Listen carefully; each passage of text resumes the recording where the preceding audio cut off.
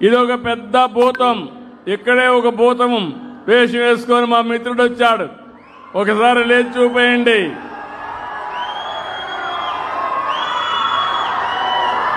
ఇదే ప్లాస్టిక్ భూతం. ఏ తమ్ముళ్ళు, ఆ ప్లాస్టిక్ భూతానికి మీరందరూ కూడా బలైపోతారా అని మిమ్మల్ని అడుగుతున్నా.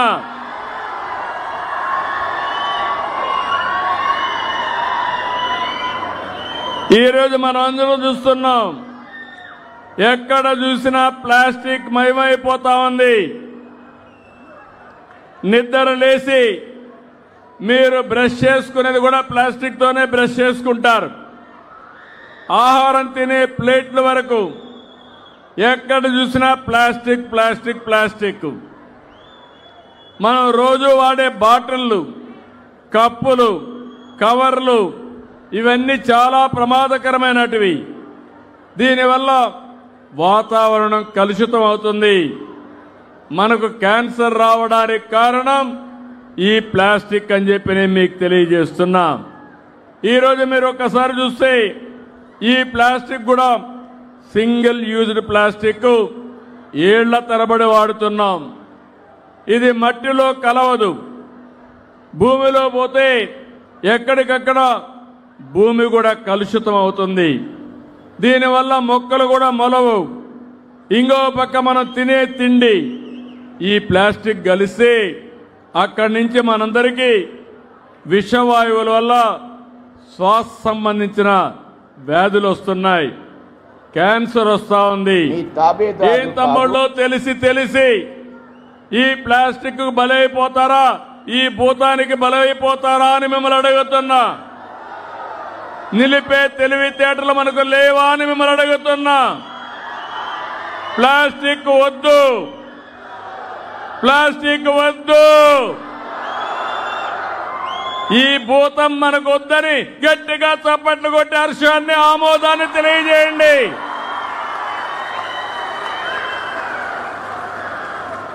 అందుకే ఇంకొక పక్కన చూస్తే 120 మైక్రాన్ కన్నా తక్కువ ఉన్న ప్లాస్టిక్ బ్యాగ్స్ కానీ, వాడి వదిలే కప్పులు కానీ, ప్లేట్లు కానీ అన్ని కూడా నిలిపేద్దాం.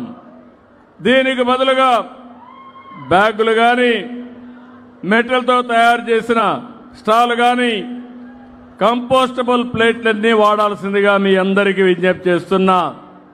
మనం ఒక కార్యక్రమం పెట్టుకున్నాం. తొందర 2000 ఆగస్టు 15 నాటికి రాష్ట్ర సచివాలయాన్ని ప్లాస్టిక్ రహితంగా మార్చాలని లక్ష్యం పెట్టుకున్నాం. అక్టోబర్ కల్లా అన్ని మున్సిపాలిటీలో, డిసెంబర్ కంతా రాష్ట్రం మొత్తం సింగిల్ యూజ్డ్ ప్లాస్టిక్ ని అన్ని ప్రభుత్వాలు నిషేధించాం. స్టీల్ గ్లాసులు, క్లాత్ బ్యాగులు, పునర్వినియోగ వస్తువుల్ని వాడకంపై ఉద్యోగుల్లో అవగాహన కల్పించాం. రోడ్లు, డ్రైనేజీలు, బహిరంగ ప్రదేశాల్లో శుభ్రత డ్రైవ్లు చేపడుతున్నాం. ఇప్పుడే నేను చూశాను, మనం నిన్నటి వరకు ఏదైతే డబ్బులు కావాలంటే వెండింగ్ మెషిన్లకు పోయి డబ్బులు తీసుకునేవాళ్ళం. ఇప్పుడు మీకు బ్యాగులు కావాలంటే రైతు బజార్లో కానీ, షాపుల్లో కానీ వెండింగ్ మెషిన్లో ఇలాంటి ప్లాస్టిక్ బ్యాగులు కాకుండా మంచి బ్యాగుల్ని మీరు అక్కడి నుంచి తీసుకునే అవకాశం వస్తుందని చెప్పి కూడా నేను మీకు తెలియజేస్తున్నా. నేను ఈరోజు ఒకటే మిమ్మల్ని అందరినీ కోరుతున్నాను. ఈరోజు సర్క్యులర్ ఎకానమీ మీకందరికీ అర్థం కావాలి. ఏది ప్రపంచంలో వేస్ట్ కాదు. ప్రతి ఒక్క దాంట్లో నుంచి సంపద తయారు చేసే అవకాశం ఉంది. అందుకే ఈరోజు మన యొక్క తిరుపతిని చూస్తే ఒక మంచి అవార్డు వచ్చింది. ఈ అవార్డు చాలదు, దేశానికి మీరు ఒక్కసారి చూస్తే తిరుపతి అనేది ఒక పవిత్రమైనటువంటి పుణ్యక్షేత్రం. ఒక భారతదేశం కాదు, విదేశాల నుంచి వెంకటేశ్వర స్వామి దర్శనానికి ఆశీస్సులకు వస్తారు.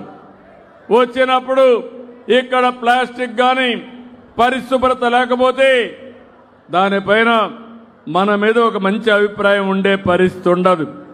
అందుకే నేను ఒకటే ఆలోచించాను, ఈ రాష్ట్రాన్ని స్వర్ణాంధ్రప్రదేశ్గా తయారు చేయాలంటే ముందు స్వచ్ఛ ఆంధ్రప్రదేశ్ని సాధించే బాధ్యత మనందరిపైన ఉంది. అది జరగాలంటే సర్క్యులర్ ఎకానమీకి నాంది పలకాలి.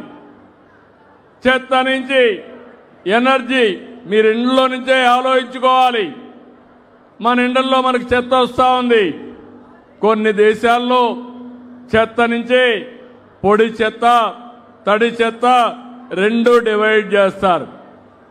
పొడి చెత్తని సెపరేట్ డస్ట్బిన్లో పెట్టి, తడి చెత్తని ఇంకొక డస్ట్బిన్లో పెట్టి మున్సిపల్ అధికారులకు అప్పచెప్తారు. కొంతమంది బాధ్యత కలిగిన వ్యక్తులు తడి చెత్త నుంచి కాంపోస్ట్ తయారు చేస్తారు. అవన్నీ కూడా మీ యొక్క గార్డెన్లో వేసుకోవడం, రూఫ్ టాప్లోనే కూరగాయలు పండించుకోవడం, ఇలాంటి కార్యక్రమాలకన్నీ కూడా శ్రీకారం చుడుతున్నారు.